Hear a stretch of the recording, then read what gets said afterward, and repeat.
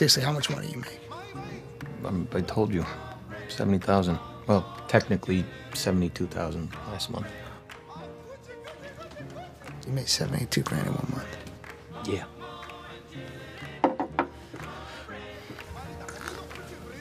I tell you what. You show me a pay stub for $72,000 on it, I quit my job right now and I work for you. The Wolf of Wall Street is based on the memoir of Jordan Belfort, a former stockbroker who started a brokerage firm called Stratton Oakmont in the 1990s and became fabulously rich peddling penny stocks to unwitting buyers before being convicted of securities fraud and money laundering. The film, directed by Martin Scorsese and starring Leonardo DiCaprio as Belfort, is a 3-hour, drug-fueled, surprisingly funny odyssey that earns its hard R rating by unflinchingly depicting the immorality, depravity, cruelty, misogyny, arrogance, lawlessness, and above all else, the downright greed of a Wall Street culture run amok, where amassing wealth justifies anything and everything. However, some, including the daughter of one of Belfort's convicted associates, have claimed that in depicting this behavior, the filmmakers and the film are endorsing and celebrating it, a charge I think misses the entire point of this excellent, important film.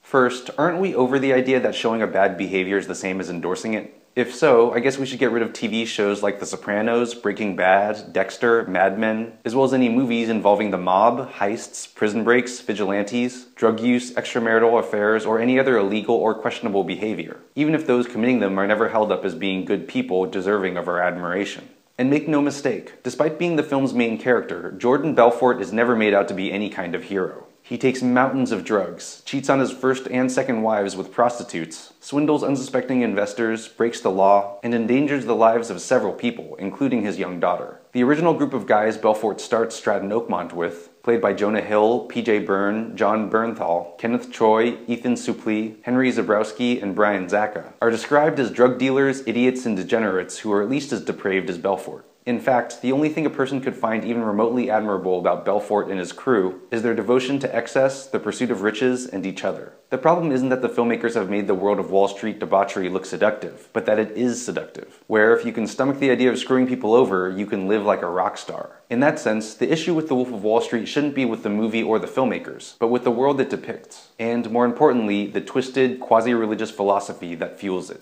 While many religions teach us to celebrate the poor, Belfort proclaims that there's no nobility in poverty and that it's money, not God, that will solve your problems and make you a better person. That being rich is the kingdom of heaven we're all striving for, but it's only the chosen, meaning the clever or ruthless, who will get there. The world of Stratton Oakmont is portrayed as a cult, with money as God and Belfort as the charismatic high priest giving rousing sermons telling his congregation that if they follow his instructions, he'll take them to the promised land. And, as in religion, any transgression, including rampant drug use and mistreatment of women, can be justified if it supposedly serves God's will.